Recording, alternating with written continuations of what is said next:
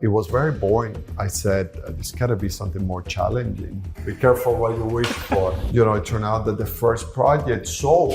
And I'm like, holy cow, now we have to build this. Yeah. How we do that? Brickell wasn't anything, but I saw the potential. No buyers. Funny thing is, who's now buying units at Solaris? Ken Griffin. I know. A ton of people are doing Airbnb legally, and we don't know how to control it. I wonder what would happen if we just embrace it.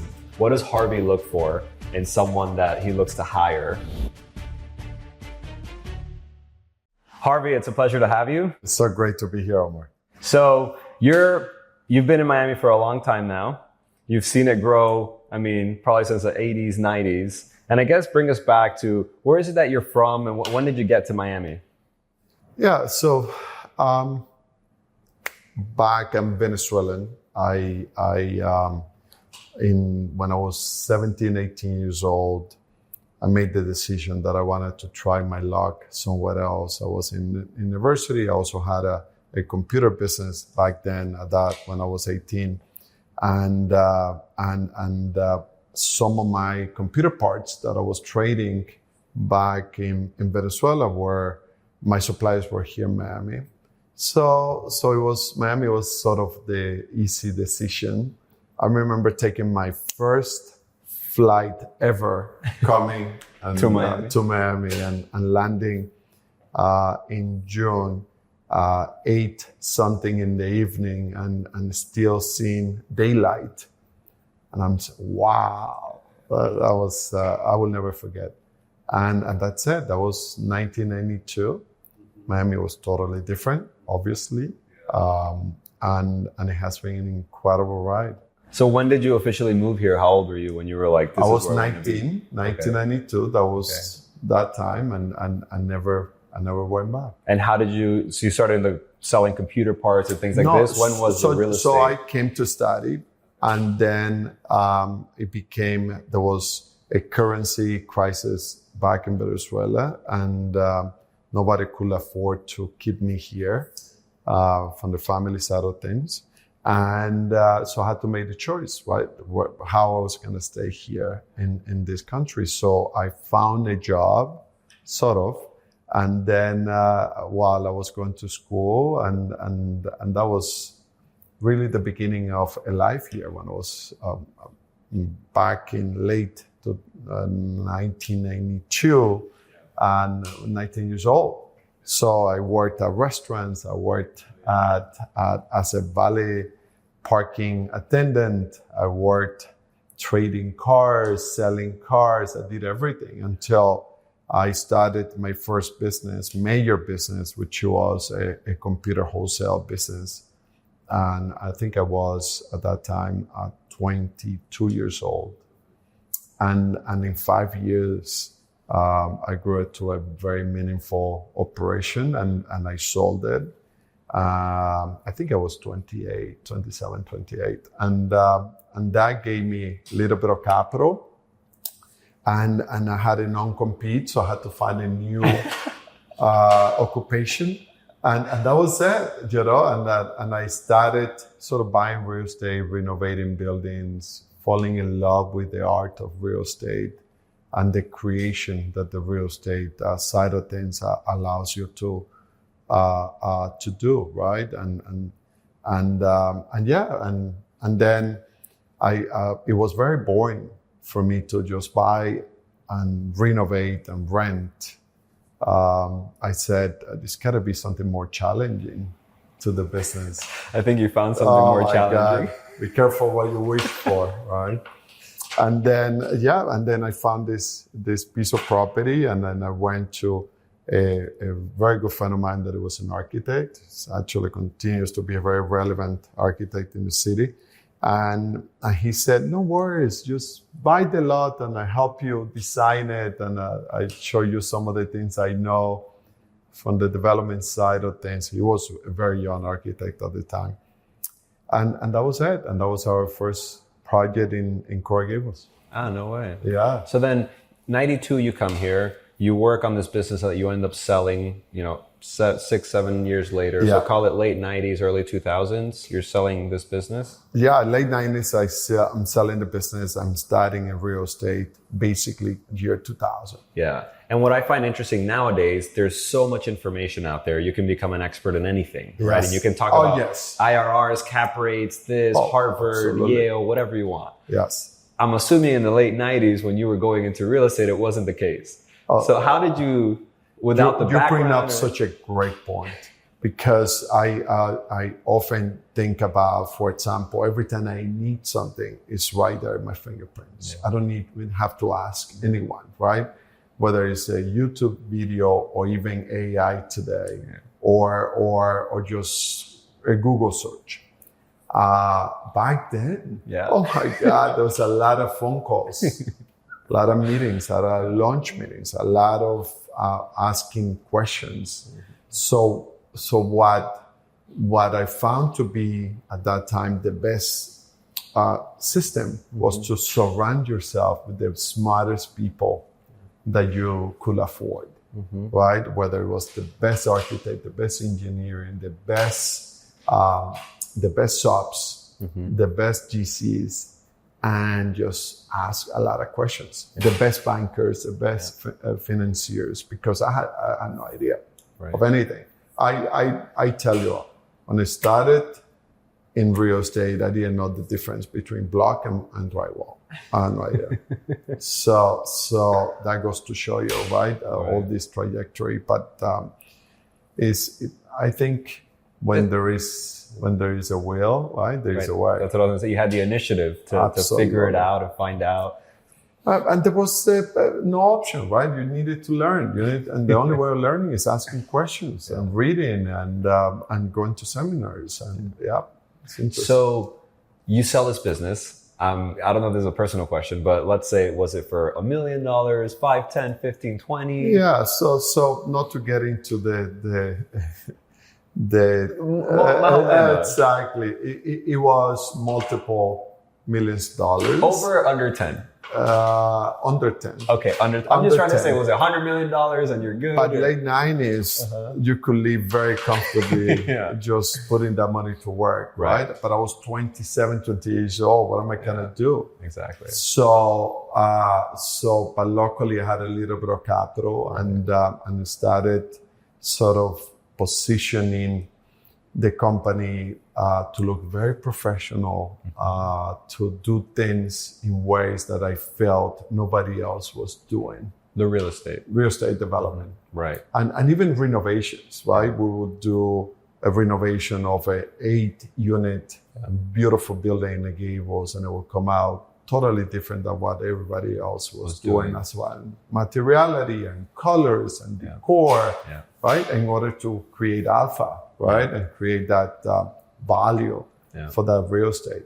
And we applied the same philosophy to real estate back then, and we continue to apply it today. It's a journey, it's an approach that will never end.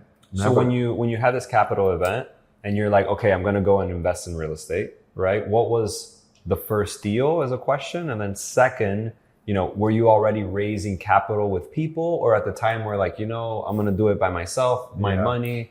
It was all my money, not even a bank involved. Oh, wow. So we're buying this 8-unit, 4-story buildings and 12 Was it in Coral Gables? In Coral Gables proper. Yeah. Because I lived in the Gables. That's what I was going to ask. Okay.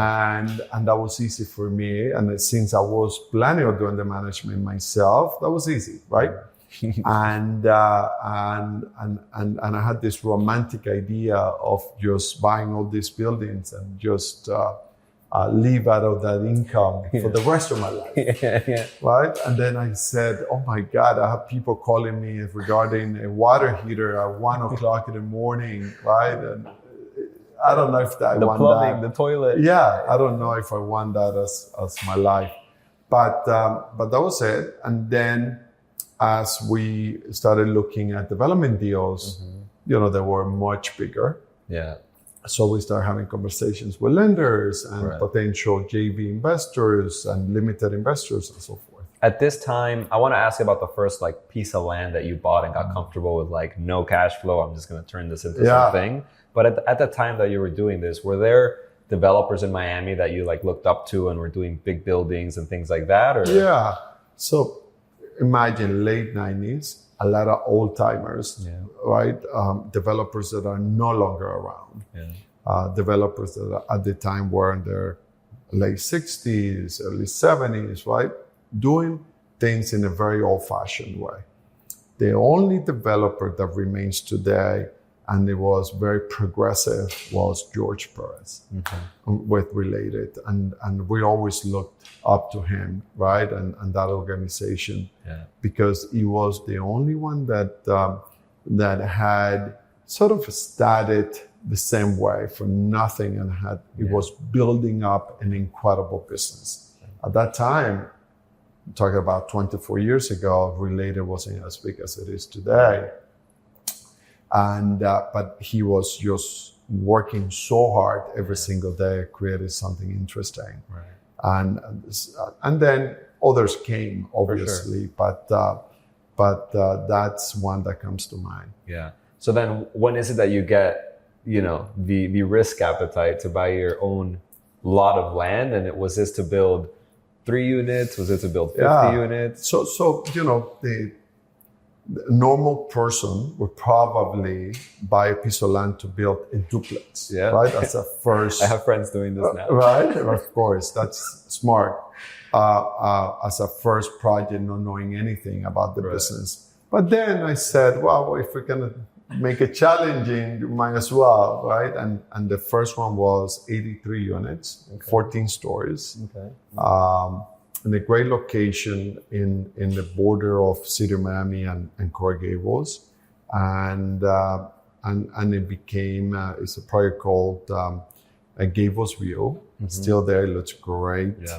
Very Mediterranean because it was the nature of especially at that time in the Gables, Spanish Mediterranean, not even really modern Mediterranean. And I learned so much. I would go, so first of all, I had to understand that first I had to pre-sell it so that I can finance it and build it, right? I didn't know that little detail. So I said, okay, let me create a little showroom. Let me create a little showroom. And it was very beautifully done and in the Gables as well by Merrick Park. And we sold out. We sold out fairly quickly, although we had a little bump in the road because it was the tragedy of 9/11. That basically put a stop in the business for like 6 months. And it was terrifying because nobody knew what was going to happen, right? The country was really in bad shape at that time for those months. And but then recover and it came stronger. And that showroom became a showroom for 2 projects, and then became a showroom for 3 projects, and then it turned out that the first project sold, and I'm like, holy cow! Now we have to build this, right? How we do that? I have to deliver something. Yes, right. Otherwise, my career is over. So then associating ourselves with the best contractors and the best subcontractors and the best consultants and finding the right financing. And then we broke ground, and I remember going to that project every single day. Every single day. Was Moss, Coastal, Cass, and these guys around there? No, it was a contractor with the name of MK Construction. They're not even around anymore. But it was a very nice man. And he taught me a lot, and he believed in our vision. And he allowed me to ask a lot of questions and to get very involved to learn. And I'll be always grateful for that. So at the time, I'm curious, so an 83 unit project, I'm going to take you back now. Do you remember if the total development cost for that project was let's say 100,000 a door would be 8.3 million. Let's say 3 times that. That was it like 25 million, 30 million? You probably not too far off. Yeah. It's probably in the 20s, maybe 30s. Yeah, I'm just curious how, right? Because I remember we're selling units in something like 175 to 300,000 was the most expensive one, right? But at the same time, we're building it for like, I don't know, maybe $100 a foot, right? Incredible. And we're watching every single dollar, because you had to look at those numbers, right? But you know, just to give people some perspective, building at $100 a foot on your projects today, what do they cost per foot? $600 a foot. 6x. 6x. And now they're not 83 units. No, they're not 83 units. Now it takes a village. Now it takes a village. Well, now we have in our projects today 400, 500 people working, building. Wild. It's wild at any given time, and sometimes more. So did you, for the I want to get into the 83 unit building, right? So first thing you do, you buy this land, right? Did you close? I bought it, closed. Like, not like today with the, how people tie it up. 30-day inspection, 30-day close. And then I closed on this and said, what am I doing with this? I know, hold on a second. I remember there was a very famous old-timer bar in this piece of land. And people were furious that I was closing down the bar. Oh, really? Oh my God, furious. They were coming, and there was a Miami Herald articles about the demolition, and people were saying terrible things. You're ruining the city. Terrible things about me, yeah. So then you end up pre-selling. You're like, I got to sell this thing out. Did you knew when you were buying the land that you were going to do condos? Like, I'm going to build condo projects? So I bought it, and I had the vision of doing condos to fill a gap in the marketplace that I wasn't seeing in that particular time. And that was somebody to buy the first apartment, or the apartment for the mothers or the in-laws or their kids for a couple $100,000. Right. Yeah. Got it. So now I'm curious, you build this project, it's successful. And then when do you go from call it $25 million, 83 unit building? When do you feel like in your life you took this other huge level of, risk and swing for another type of it's a great question. Everything becomes almost like a little blur, right? Because it's like it happens so fast. Because you're moving at 190 miles an hour, 24/7, right? And you're selling out projects, starting construction, learning, but then there are other opportunities, and this drive that you have, you say, okay, you're 29 years old, you're working, crazy hours. And then I bought another piece of property, and then I bought another one, and then somebody else came with another opportunity, and then more potential partners came in and said, oh, kind of like what you do, and how can we invest with you? And then before you know it, we were doing deals that were, hundreds of millions of dollars within, I want to say, within 10 years or less. When do you feel like there's a specific project where you said, wow, this really, took Newgard to the next level and really?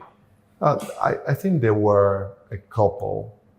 There was a project that we built in Brickell called Solaris, which, if you think about it, that project, I bought the land from George in 2004. And nobody wanted to be in Brickell, right? Brickell wasn't anything, not even close to what it is today. But I saw the potential. I saw the proximity to the water, the proximity or the possibility of people not having to commute, right? And creating this 24/7 environment where you could work, you can entertain, and you could live, walk in the same place. But if you wanted to live in Brickell, there was nothing. other than the older buildings that were built in the 80s. Right. I've seen them, like for Yes. ambassadors and things like For that. ambassadors or Brickell Bay Drive, and you see those. So when was buildings. Solaris? Is that like early 2000s, mid 2000s? So early, it was 2004. Okay. We launched Solaris. I remember we were selling it for $390 a foot. Wow. At that time. No buyers.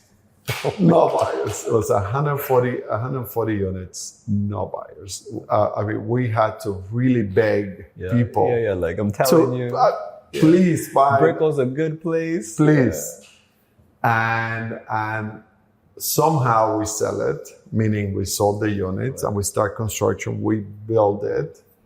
And we actually finish it just before the financial crash. Oh, really? We got very lucky. Right. You got very lucky. So development is so much timing. I think everything in life is timing, especially in this business. I agree.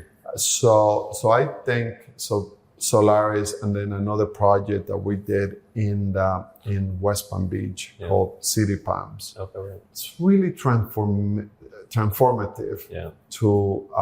to the brand, to the way that we're thinking about real estate, the way that we're thinking about quality, and then everything else that we did in between. Right. So the funny thing is, who's now buying units at Solaris?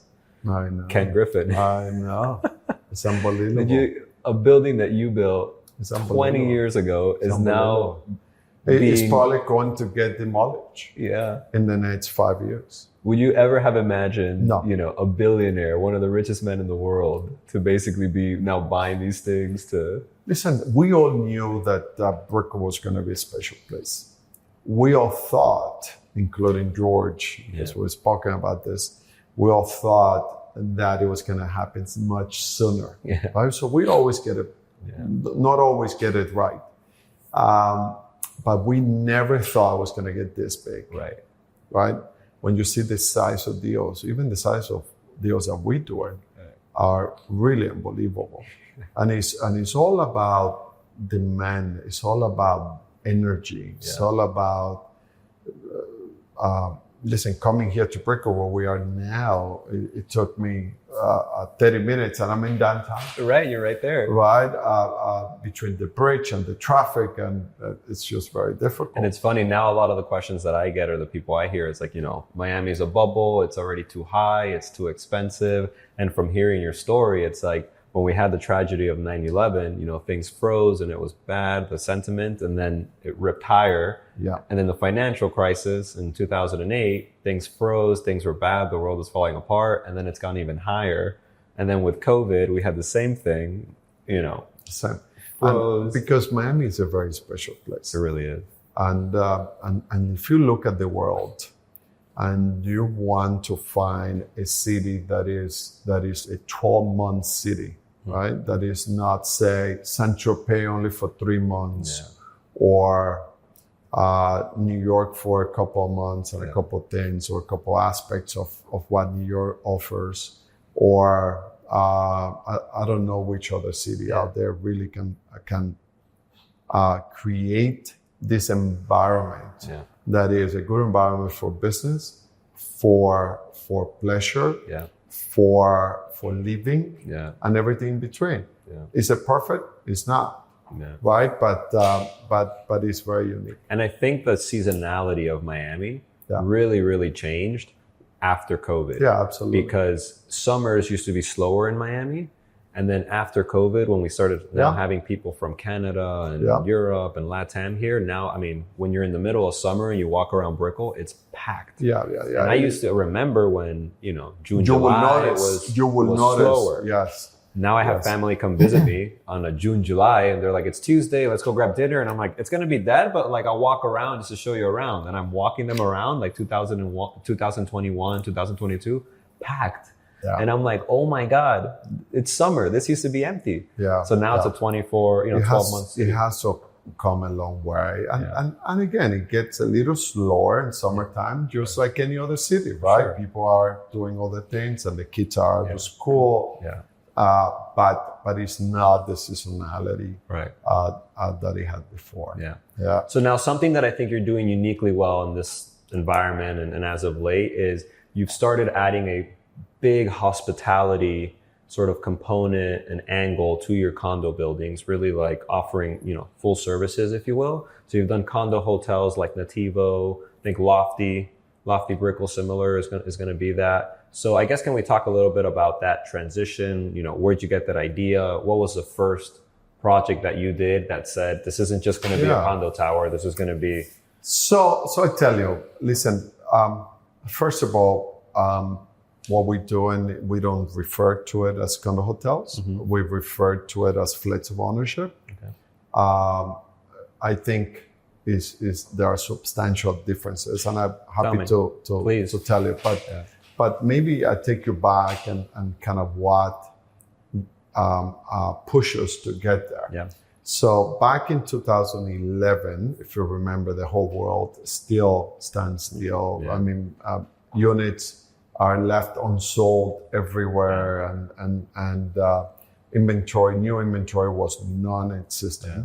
We decided that we were going to launch the first major development in Miami after the crisis. Mm-hmm. And that became Brickell House. Yes. Which, in order to finance it, we had to sell the units not only at a premium to whatever was selling in the marketplace, but also with 70% down payment. Yeah. Oh, wow. And people were looking at us like, you are mad. Right. You're mentally deranged. This will never happen. And in 6 months, we sold 75%. No way. 75% of the building. Was it 70% down? 70% down payment. People fell in love with the offering. Wow. It demonstrated that Miami was back. Right. Miami is back. And so you were pre-selling a $500,000 unit, and people pay you $350,000 down? Yes. So imagine that. Imagine that. Right? And coming out of the crisis. And there was no market. Nobody knew. What year was this? Mark? This is 2011. Wow. Okay. So you're like. Then I said Miami's back. We built Brickell House, very successful, record time, sold it for record numbers. That's where Osaka is today, La Petite Maison. Exactly. We actually brought those two restaurants to the building. Some of the best in Brickell. For me, it's the best food in Brickell, for sure, and the best service and so forth. And then we carve out 2 floors of that building for our offices.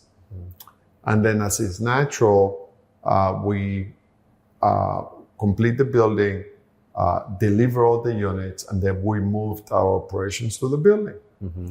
And then, as we're coming in to work every single day, I started noticing in that building a bunch of people coming in and out with suitcases, right? Every day, at every time of the day. And then I became very curious about it, because what happens in our business is you sell the inventory, you sell these condominiums, and then you lose touch as to what happens, who's that buyer, what are they doing, how are they using real estate, are they living there full time or not, right? But that's interesting information for us, so that we can deliver real estate in the future that is sort of complementary to how they want to use it. Right. Anyway, so we went back and sat down with our HOA manager and said, please tell me, who lives here? Why so many people with suitcases in and out? Yeah. And he said, Harvey, what's happening is that a ton of people are doing Airbnb illegally in the building. And we don't know how to control it. Right. We are finding people. We are kicking out people from the pool, from the gym. People that shouldn't be here, they're getting kicked out. But the activity doesn't stop. Yeah. And I said, well, this is really bad. I think this is going to create a really bad name for the building. Mm-hmm. So you should stop this. All right. So then I went back to my office and continued with my day. And then in the days to follow, I started thinking. I said, let me research a little bit about Airbnb. I didn't know much about it. At that time, must have been 2015, maybe 16. Oh, wow. Airbnb wasn't as relevant as what it is today, right? There was maybe a handful of people that had used it. or was using it on a regular basis. So what I discovered my research is that everybody was against it. Yeah. But people wanted to do it, felt like it was cool and it was interesting from the guest perspective. Yeah.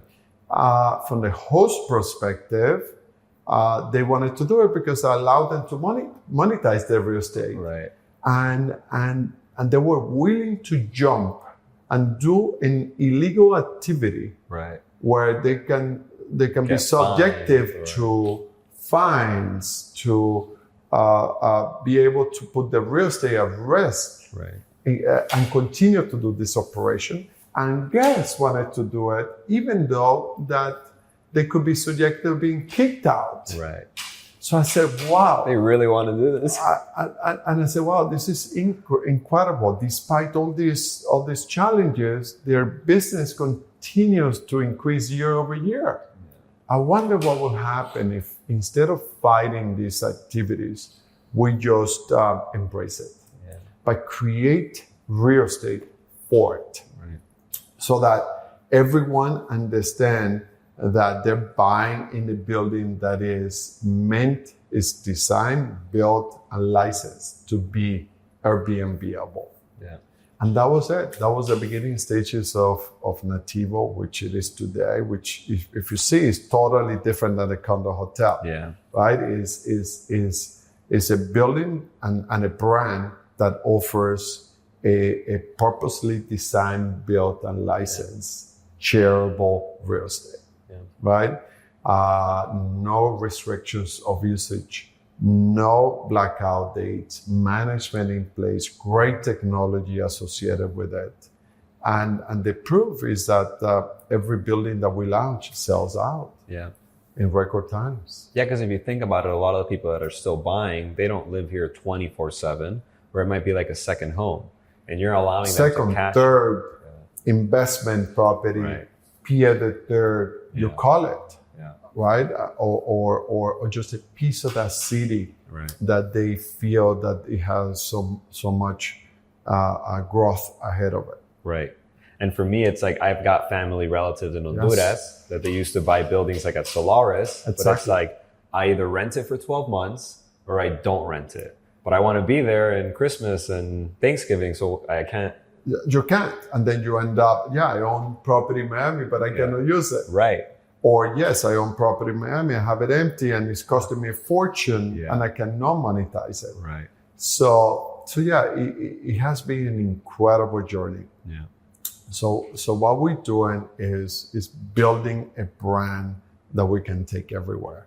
Yeah. Right? Instead of just doing one project here, another project there, the idea is in a very systematic way, just grow it and provide all these family members, which are all our Natiivo buyers, perks and and given some incentives to stay in the brand and so forth. Yeah. I mean, we spoke about this. One of my relatives bought a 3-bedroom at Natiivo, and he could not be happier with the purchase. I mean, obviously the prices have continued to appreciate, of course, right? So he went to go put a down payment for, call it $1 million when you guys were starting sales, and now we spoke about this, and it's probably well north of that. Yeah, well, he put probably $300,000-$400,000 as a down payment, and he probably has appreciated $500,000 to $700,000. Yeah. So in 3 years, he's potentially gonna, if he decides to sell it,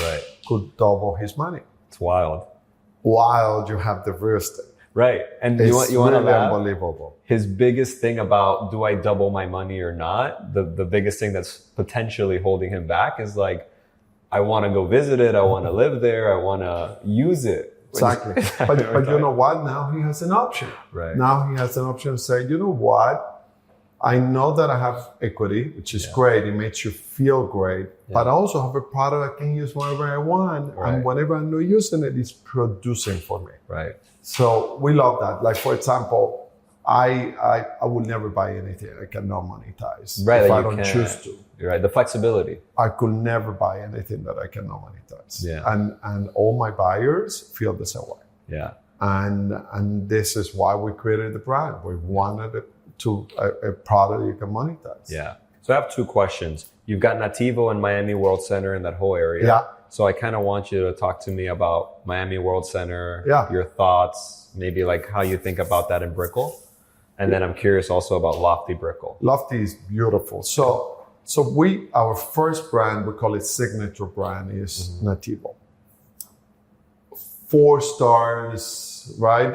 Very, very nicely finished, but it's not luxury, right? It's a notch below. Yeah.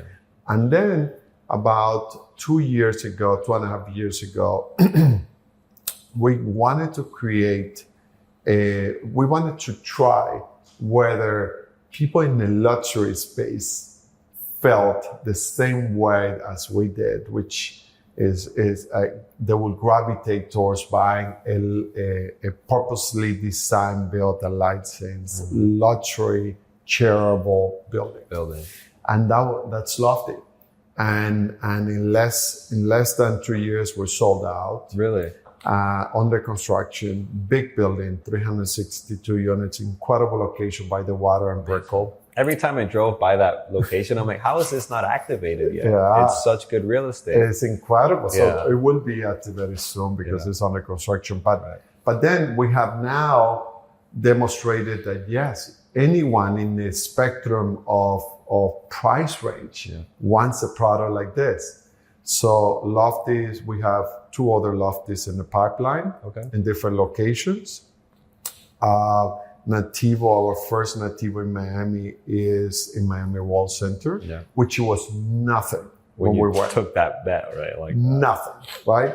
We went to a neighborhood that it felt like it had a lot of potential. Yeah. It felt like we could see the writing in the wall that in the next 5 years it's gonna be an incredible because it was sort of neighborhood. like a blank canvas. Of course, You know, it was all a bunch of 28 acres, undeveloped, in the center of the city by the water, In front of the arena, in front of the arena, in front of Biscayne Boulevard, next to MacArthur downtown. Causeway. It's incredible, and we knew the owners and the developers, so I had a little bit of an idea of what the vision was. So we took a leap of faith and we acquired the site with Russell Galbot as our partners. Oh, Crescent Heights is in Yeah. there. Oh, okay. And then we developed Natiivo. It's very, very successful. It has been sold out for 3.5 years. Wow. And we just got TCO yesterday, and is on the way to closing. That's incredible. And the buyers are super happy. That's incredible. We also did Natiivo Austin, also very. I was going to ask. So talk to me, because I noticed, you've done deals in Orlando and Austin and other areas. Nashville. Yeah. Right, Nashville, exactly. What was the first deal that you did outside of South Florida? I think our first deal was in Orlando because it's easier, right? To kind of. So give me outside of Florida. Outside of Florida, it was Austin. Austin? Yeah. Okay. What year was this, and how did you get comfortable with going outside of your market? Yeah. So funny story. We had this. We're toying with this idea of Natiivo, and we were also very intrigued with what was happening in Austin. Very intrigued. Tremendous amount of great fundamentals in that city. And the first time I went to Austin was probably in the year, I want to say 2018. Okay. And I said, I need to do something here. It feels so right. But, you have challenges of not having an operation in Texas, you're in Florida. Real estate is very much a relationship-driven business, touchy feeling, you have to be there. And then a lender that we usually do business with had this opportunity to finance a great project in Austin, Texas, but the developers of that particular project did not have the experience of vertical high-rise construction. So this lender put us in contact with that local developer, great local developer, and and then they love the idea of making it the first Natiivo with Miami. Yeah. And the lender loved the idea of lending with You guys. us that we had the experience. They provided the local knowledge, which was important Smart, to us. And now has become like a formula, right? We don't go anywhere outside, say, Central Florida without a local partner. Right. Because it makes things so much easier. Right. And very, very, very successful. Also sold a year and a half before completion in a market where nothing sells until people can touch it. Right. That's Austin. That's incredible. How are the price per square foot? I'm assuming in Miami you're probably at, I don't know, 1,200, 1,000. Believe it or not, Miami and Austin started very similar in pricing, and then Austin became a little bit higher. Okay. It's a little bit more expensive to build in Austin, believe it or not. So we needed to elevate price per foot, and we did very, very well for our investors and ourselves. And then, but similar, within 10%. Yeah. Similar. Incredible. So you've got Lofty, you've got Natiivo. Are there other markets that you're excited about, whether outside of Florida or within Florida? Yeah. So if you think about this product, it can live anywhere where short-term rental hospitality activity is strong and meaningful, as well as condo activity. We sort of merge all those data points and we pinpoint where we want to be. So we just launched Natiivo for Lauderdale, which is in downtown Fort Lauderdale, in an area that similar to what Miami World Center was. It's by the Bright Line too. It's right? Next to the Bright Line, which is very similar to Natiivo Miami as well. It is next to downtown and the whole sort of energy of downtown, but in an area where there's a bunch of land with a bunch of developers with big plans, but nothing has happened yet. Right.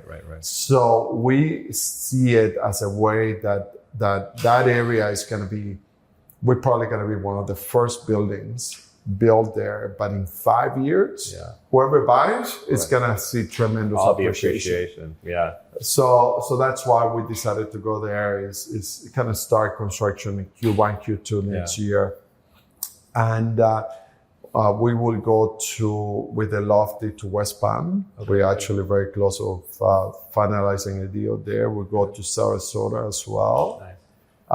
Tampa, St. Pete. I was going to say, I need to see Natiivo Tampa. Yeah, Natiivo Tampa, St. Pete for sure. Yeah. We're also looking at doing some stuff in New Orleans. Savannah. Amazing. Savannah so you want to roll market. The Natiivo brand and absolutely. Brand out. And then also there's going to be, a cachet and just a premium to having that brand. Absolutely. That people are comfortable so that's with. what we're building, right? We're not building a one-off project. Right. We're building an ecosystem where being part of that brand it means something to you, right? When you stay in Natiivo Miami or Natiivo Austin or in Natiivo Fort Lauderdale or in Orlando or New Orleans or any of these locations, you have this consistency of quality and vibe that I think is very, what's really interesting about that, right? You're selling these as condos, right? To like my uncle, for example, right? But the Natiivo cachet and the Natiivo premium, if you think about it, like my uncle's capturing that of course in perpetuity. Of course. So you're creating this brand, you're creating this experience. Think about your uncle, right? So he bought probably at $750 a foot, right? Maybe $800. Lofty is selling for $1,700 a foot. Yeah. Right? And Natiivo Fort Lauderdale is selling for $1,200 a foot. So he's riding that wave with us. Right. And what we've seen also is our guests staying in the properties are our buyers as well. Awesome. Because they've never seen anything like this. Right. Yeah, because sometimes what you see is, I'm going to go buy this property, but I'm not going to live there and it's just an investment. Yeah. Or I'm going to buy this ultra luxury property and nobody's going to live there and I'm just going to be there 2 weeks out of the year. you're sort of putting these together and saying you can live there, you can cash flow. Absolutely. It can be, or you have a guest that just went to, say, Formula One in Austin, Texas, and pay the $1,000 a night, and they stay in Natiivo, Austin, and they say, holy cow, what is this? A building all with a Natiivo brand and the whole... I'll give you a funny story. This is the third Formula One in Miami that I have a destination wedding of a friend outside of Miami. So I've never done Formula One in Miami. God. And obviously I've had clients offer me tickets, but I'm out of town. But the funny thing is, I have a condo here that I own in Brickell. If I could rent it out for that weekend, imagine, I would have been... You could pay the whole month of expenses with one weekend. I'd be $2,000 a day, for 3, 4, 5 days. But to your point, you're not allowed. The 12-month rental doesn't allow it. You're not allowed. It's so funny. And that's exactly what we're looking to change, right? I think we live nowadays more than ever before. People want assets that they can monetize. Right. They can use and things like that. No, it's incredible. If only if they want. Flexibility is the name of the game. So a lot of the questions that I received, as I was saying, and we were going to have this conversation, were from aspiring developers, right? And then we talked about your first few projects and things like that. And then other ones were from a lot of college real estate students that said, what does Harvey look for in someone that he looks to hire?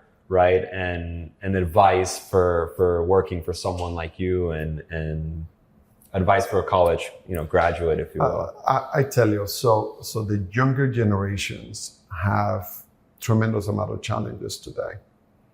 And one of the things that I see, and I see it in my own kids and people that we interview on a regular basis, is that the perception of having so many great options, right? I could do this, or I can do that, or I can do this on the side, or I can, yes, I've worked here for 6 months, I learned really fast, and then move on to the next. So what happens is that you see these resumes, and these people they tell you that they know so much of everything, but they have not completed anything. Right, is in development for anyone that wants to be a developer, it's so important that you have taken at least one project from A to Z. And the majority, if I put an ad for a developer or request, because we're hiring a VP of development, you'll get 200 resumes. Out of those 200, 199 have never completed anything. And they're all young, right? And they're all capable. It's just that no one wants to put up the work that it takes, and the dedication and the discipline. So the advice, it will be really that. Just it's almost like paying your dues. Right. Just do it. Trust me. Once you do it, you will be in another level. And I feel like now social media and all these things gives, the younger generation this persona that, you're not really working and it's all fun. And so even for me, I get, because I'm having conversations with people like you, I post a picture playing paddle, but I'm not posting a picture of me at midnight sending emails and doing an underwriting model and or negotiating with somebody that is retrading you, right? On a deal. Exactly. So it happens, right? 24/7. Or the nights that you just can't sleep because you have so many all things these things going on. So I mean, last night was one of these nights where I got home from a dinner and a thing at 10 o'clock at night, and I'm getting home to emails and phone calls that need to return and things I have to do, but people don't see that. And I think then when you see people trying to become a successful person, they think it's something you can do working 4 hours a day and being in the beach. And Unfortunately, I don't know any other way but putting out the time and the work. Right? And what do I look for in somebody is all about attitude. And the attitude and dedication, putting the time. And for somebody that wants to learn, somebody that really chose that they want to learn. Right. And I feel like when you talk to someone, you can see, you see how bad they want it and how bad. I joke with people that I used to be I worked in another industry. I was making like $60,000 a year out of college, and I didn't like it. And I went to a real estate private equity firm, and I basically said, like, if you give me this opportunity, like, I'll be here for free. Yeah, and the guy was like, for free? And I was like, I'll be here for free, 2, 3, 4 months, and then you can tell me if you want to pay me. And what did I do? I was there at 6 a.m. till 8 p.m. to skip traffic coming in and out of Brickell. And within, I think, like 2, 3 months, they were paying me, like promoting me and all these things. But I was like, but you wanted it really badly. Yeah. Right. And if we see that, it would do anything for that person. Yeah. And that's, but then you have to really be willing to put up the time. Right. And then I tell people breaking in is hard, but then once you're in, now you're competing with the best and brightest and hardest working that really want what you're trying to achieve. Absolutely. So understand that breaking in is just step one. Now you've got to work these people have really earned it, right? So you're competing to get there, but you have to earn it. Exactly right. And I was curious, I meant to ask you a question. When we talk about Natiivo and Lofty and things like that, how do the management type of agreements, how are they set up? How do they work? Because I know some developers have tried, kept the management sort of in-house. Other people say, it's your asset. You can manage it. So there are many ways of doing it, right? So in Natiivo, we encourage our owners to do it with us, because we believe that we can do a much better job than any other manager. Right. But it's not mandatory. It's not a requirement. We are looking to manage the majority of the units because we also think that it's much better for the building. It's much better for the upkeep of the building. It's much better for the guest environment and the brand that we're looking to build.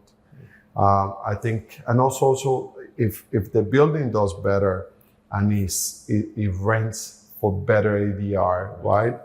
The owner does better. Right. So it's a very symbiotic relationship that we create when we do the management. Right. But again, it's flexibility. The name is flexibility. If you don't like our management style, you don't have to do it with us. Right. And in this business, there are several managers that you can Or your son is managing it in his own time. So long that he can follow the rules, because you have to have rules, otherwise the building suffers, and if the building suffers, our owners' properties suffer, and that's something that we are very passionate about. But so long that somebody is capable of doing it better, of course. Yeah, no, that's incredible. So I kind of want to finish with some thoughts just on like where we are today, sort of Miami. I think a big question is like, it's hit the ceiling, it's a bubble, it's going to pop. That's one question. And then the other one is sort of like macroeconomically, like how do you feel is right now an opportunity to be aggressive when others are not? Do you feel like the market's softening and you should let it soften a little? I guess I'm just curious of your market outlook today for I guess investors, developers. Yeah, so many factors, right, in the world, and in that question as well. So one is super localized in the region, South Florida. I think South Florida has seen a tremendous run. Wow. It's incredible. I think we'll continue, but we'll continue in a rhythm that is more normalized. Manageable, even for us, right? Even for brokers, even for owners, right? Because you can sell something really quick, but then what are you gonna do? You're gonna move out of the country, right? You have to buy something else. So that's kind of my thinking when it comes to the region and within Miami as well.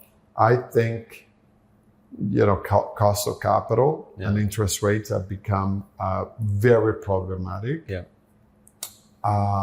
It's very difficult to build a rental building today. It's almost impossible, right? It's very difficult to build a hotel today, almost impossible.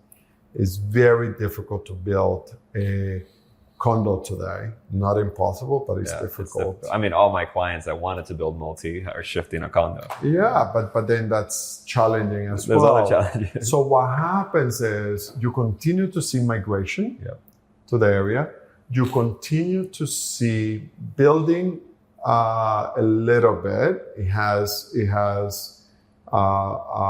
think it has diminished maybe 80% of the amount of units that we're building at the same rate. Yeah. So what's going to happen in the next couple of years is that there's going to be more demand, less supply, right? Because these buildings take 3, 4, 5 years to build. Right? And people continue to move to the area, right? So on top of that, then you have condos that also take longer, right? If they get done. If they get done, right.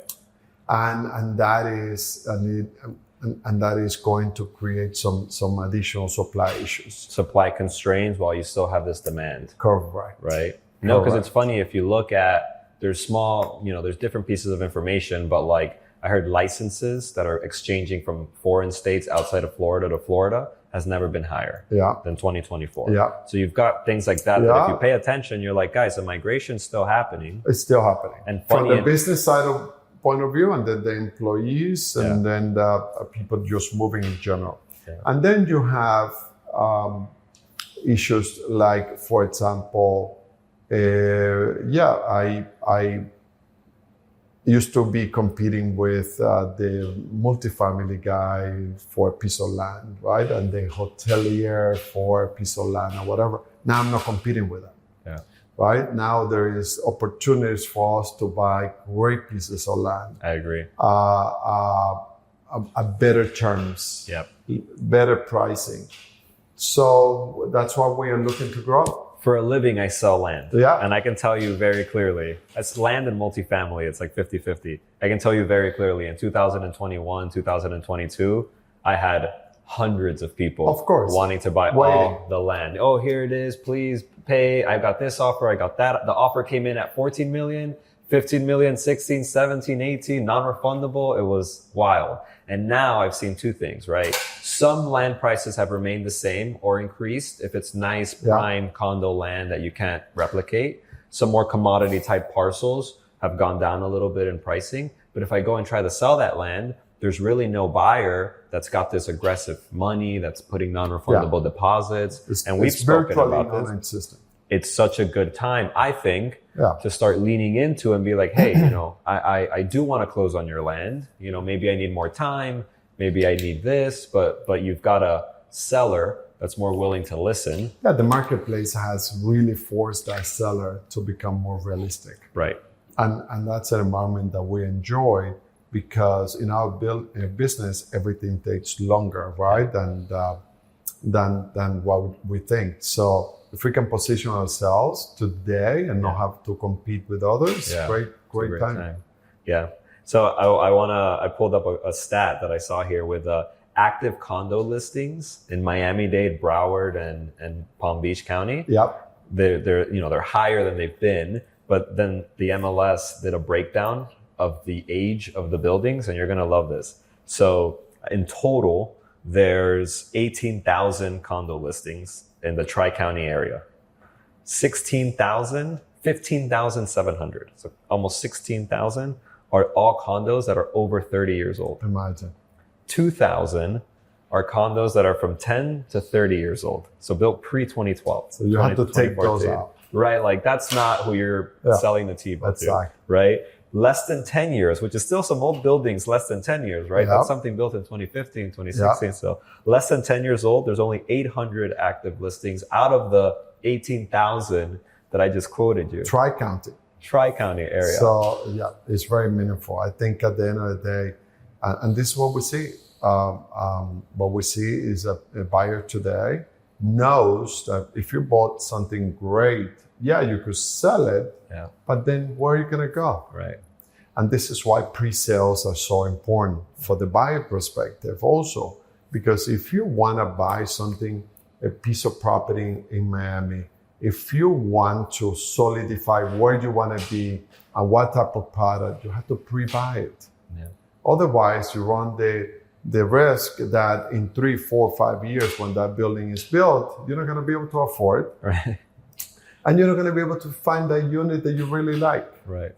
So that's why we're seeing pre-sales so strong. I love it. I personally don't think we could be operating in a in a hotter market, you know, in the country and the world. Absolutely. With everything that's happening in Miami. So Harvey, thank you so much for being here. Do you have any closing remarks? Any special last words, words of advice for people that look up to you? I think, first of all, I want to thank you for inviting me. This has been super enjoyable. I love the fact that you're putting out there sort of a little bit of the journey of a developer or a real estate businessman or businesswoman, because it's just so many aspects of it. And as an advice, guys, put up the work. That's it. There's right? no substitute for hard work. No substitute. Harvey, thank you so much. Thank you. Thank you. Thank you, Omar. Thank you so much. Of course.